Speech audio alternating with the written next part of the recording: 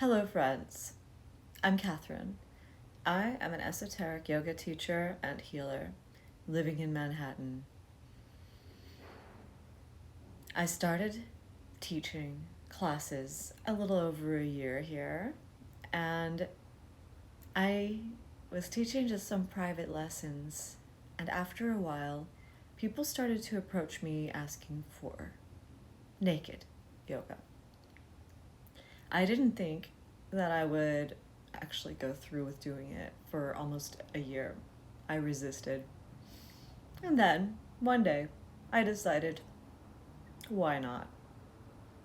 I found a community that practices intimacy coaching and other healing modalities, and we just kind of clicked.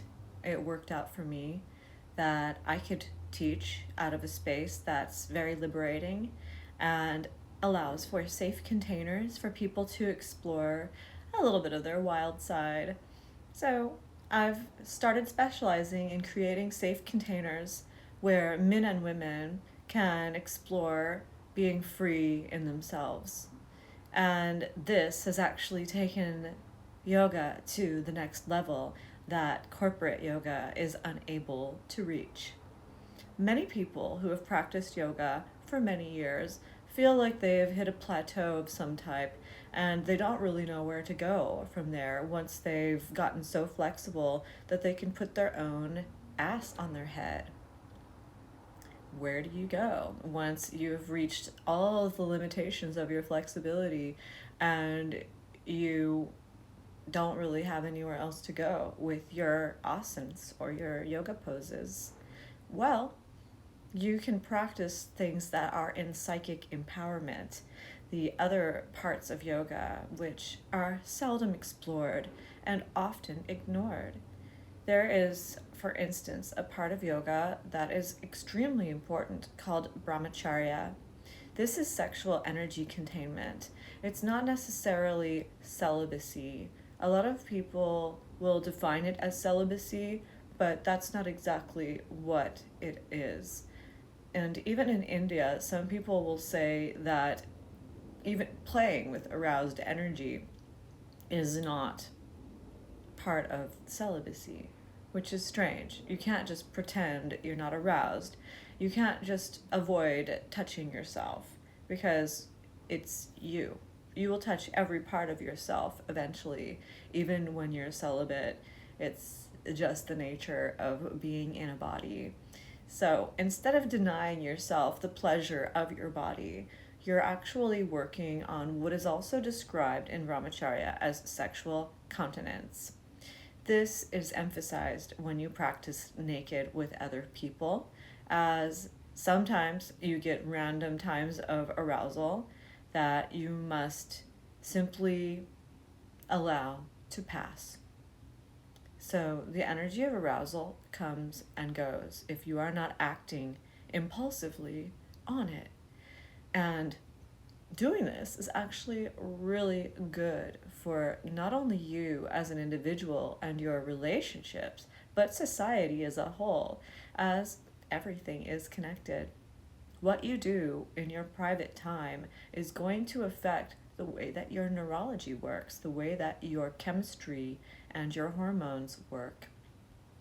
It's going to affect your nervous system, your focus, anxiety levels, and ability to simply withdraw your energy in a calm and retiring or reserved type of way. And being able to do this will make you more appealing and more approachable to people who may consider you as a serious partner or a life mate or whatever form that intimacy may take shape. So what I teach in my yoga classes is for us to simply accept whatever the state is that you are in and keep practicing, keep following my instruction, and don't worry. Everything comes and goes. Nothing is permanent. We are, after all, in samsara. It is the realm of passing things. So the naked yoga class is an amazing experience. It is a safe container where you can feel okay in your body without anybody criticizing you or objectifying you or approaching you in a way that may offend, harm, or violate you in any kind of way. We don't flirt in my class, and it is not a pickup space. So that hopefully gives you a good idea of the potential of coming into a naked yoga class and just practicing in your natural state, in a place where we emphasize ahimsa. Ahimsa is the first thing in yoga that we should be guided to practice, as that's the first thing that the sutras mention. And if you haven't studied the Yoga Sutras of Patanjali, I highly recommend it, because that's going to really help you with understanding why yoga, what yoga is about. So yoga means union, and that points to our self-perfection and the experience of enlightenment. So if you find yoga to be challenging, difficult, or maybe even just annoying or not really your style, well, that's because it goes against doing whatever you want.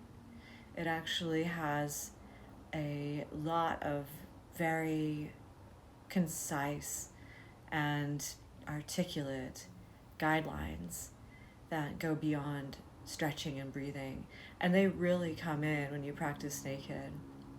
I really would like to encourage more women to show up to this, because this is how we can really be in our power. The state of not wearing clothes is described by several cultures all over the world, including witches and the Jains, as skyclad. When you're skyclad, this is a way for you to harness your power. There is so much power to be gained through letting go of externals, letting go of the material world, and just surrendering to higher power. Once you surrender to the higher power, to the degree of letting go of the material realm, this is when you start to become an open conduit to divine power. And this is where yoga starts to get real. It starts to go beyond the pretentious and superficial format that it has fallen into from the industry standard capitalistic type of way that it's been presented as a business. So if you would like to experience something a little bit different than a very conservative and maybe even neurotic type of yoga, if you want to get away from all of the neurotic stuff, I recommend taking your clothes off and practicing in a setting that is being held by a person such as myself. I'm sure there's a few other people out there that hold a good container like I do, but I don't know. I'm really the only me that I know. And I've had a lot of people who regularly come to my classes. They benefit from the teachings that I offer, and they reach new levels in their life from the level of surrender that you are allowed to reach in my class.